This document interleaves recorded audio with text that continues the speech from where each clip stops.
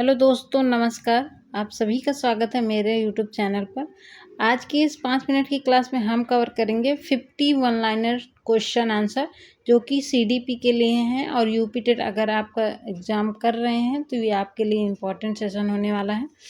Question आपके सामने दिया गया है। पहला, नैतिक विकास का सिद्धांत किसने दिया था? कोहलबर्ग ने दिया था। मनोसामाजिक विकास का सिद्धांत किसने दिया? एरिक्सन ने दिया है। मनोविश्लेषणात्मक सिद्धांत के प्रतिपादक कौन है? फ्रायड है। फ्रायड के अनुसार व्यक्तित्व का नैतिक भाग कौन सा है? सुपर ईगो है। उसके बाद फ्रायड के अनुसार व्यक्तित्व का जैविक भाग कौन सा है? ईड है। शिक्षण अधिगम प्रक्रिया का केंद्र कौन है? बालक है। अच्छे शिक्षक की सबसे महत्वपूर्ण विशेषता क्या है? सहानुभूतिपूर्ण व्यवहार। बाल विकास और शिक्षा शास्त्र का मुख्य उद्देश्य क्या है? बालक को समझकर प्रभावी शिक्षण करना। ठीक है, इसके नीचे देख लेते हैं। नीचे दिया गया है, फ्रायड के अनुसार व्यक्तित्व का वास्तविक भाग कौन सा होता है? ईगो होता है। और इधर क्वेश्चन आपके सामने दिया गया है, यूपी टेट सी टेट में सीडीपी का मूल आधार क्या होता है? बाल केंद्रित एवं समावेशी शिक्षा। ठीक है, फिर हम चलते हैं नेक्स्ट पेज पे। नेक्स्ट पेज है हमारा, इसको हम थोड़ा बड़ा कर लेते हैं ताकि पूरी स्क्रीन पर आपको चीज़ दिखे। ये देखिए, नंबरिंग भले नहीं है आपके उसमें, लेकिन टोटल 50 है, आप चाहे तो काउंट कर सकते हैं। सीखने का वक्र, लर्निंग कर्व किससे संबंधित होता है? अभ्यास से। विस्मरण का सिद्धांत किसने दिया? एबिंगहॉस ने। विस्मरण का प्रमुख कारण क्या है? अभ्यास का नियम। स्मृति का पहला चरण क्या है? अधिगम। स्मृति का दूसरा चरण क्या होता है? धारण। स्मृति का तीसरा चरण क्या होता है? पुनः स्मरण। स्मृति का चौथा चरण क्या होता है? पहचान। डिस्लेक्सिया किससे संबंधित है? पढ़ने की कठिनाई से। डिस्ग्राफिया किससे संबंधित है? लिखने की कठिनाई से। डिस्कैलकुलिया किससे संबंधित है? गणना की कठिनाई से। मूल्यांकन का संबंध, मूल्यांकन का उद्देश्य क्या है? अधिगम में सुधार करना। निदानात्मक मूल्यांकन का उद्देश्य क्या है? कठिनाइयों का पता लगाना।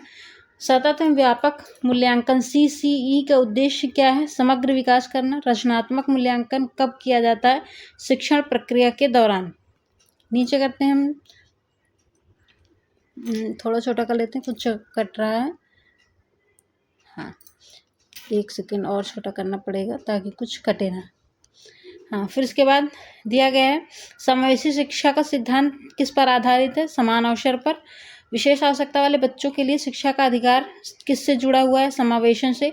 एडीएचडी का पूर्ण रूप क्या होता है? Attention deficit hyper active activity disorder. ठीक है, ये क्या होता है? एडीएचडी का फुल फॉर्म है, ये कभी कभी पूछा जाता है, इंपॉर्टेंट है। ठीक है, वैसे तो सभी इंपॉर्टेंट वन लाइनर हैं, आप चाहें तो किसी भी एग्जाम या प्रीवियस ईयर क्वेश्चन से मैच करवा सकते हैं। फिर अगला है, रचनात्मक मूल्यांकन कब किया जाता है? शिक्षण प्रक्रिया के दौरान। उसके बाद संकलनात्मक मूल्यांकन कब किया जाता है? शिक्षण के अंत में। बालक के समाजीकरण का प्रथम साधन क्या है? परिवार है। समाजीकरण की प्रक्रिया क्या है? समाज के अनुरूप व्यवहार करना, यही समाजीकरण की प्रक्रिया है। नेक्स्ट क्वेश्चन क्या है? नेक्स्ट पेज पर हम आ गए हैं और इसमें दिया गया है, बुद्धि का द्विकारक सिद्धांत किसने दिया था? स्पीयरमैन ने। बहुबुद्धि सिद्धांत किसने दिया था? हार्वर्ड गार्डनर ने। आईक्यू का पूरा नाम क्या है? Intelligence quotient. ठीक है, उसके बाद मानसिक आयु की अवधारणा किसने दी थी? बिने ने। बुद्धि परीक्षण का प्रथम विकास किसने किया था? बिने और साइमन ने। व्यक्तिगत भिन्नता का मुख्य कारण क्या है? वंशानुक्रम एवं वातावरण। प्रतिभाशाली बालक का आईक्यू सामान्यतः कितना माना जाता है? 140 या उससे अधिक। मंदबुद्धि बालक का आईक्यू सामान्यतः कितना होता है? 70 या उससे कम। सृजनात्मकता का संबंध किससे है? नवीन विचारों से।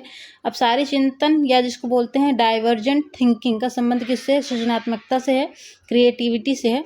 अभिसारी चिंतन कन्वर्जेंट थिंकिंग का संबंध किससे? एक सही उत्तर खोजने में, जहाँ पे जैसे ऑब्जेक्टिव क्वेश्चंस होते हैं वो किससे आते हैं? Convergent thinking. करके सीखना किस शिक्षण सिद्धांत का आधार? प्रगतिशील शिक्षा का। बाल केंद्रित शिक्षा के समर्थक कौन थे? रूसो थे। शिक्षा प्रकृति के अनुसार होनी चाहिए, किसने कहा था? रूसो ने कहा था। किंडरगार्टन पद्धति के जनक कौन है? फ्रॉबेल हैं।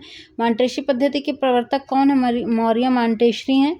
मॉन्टेसरी पद्धति का आधार क्या है? स्वशिक्षा है। डाल्टन योजना के प्रतिपादक कौन थे?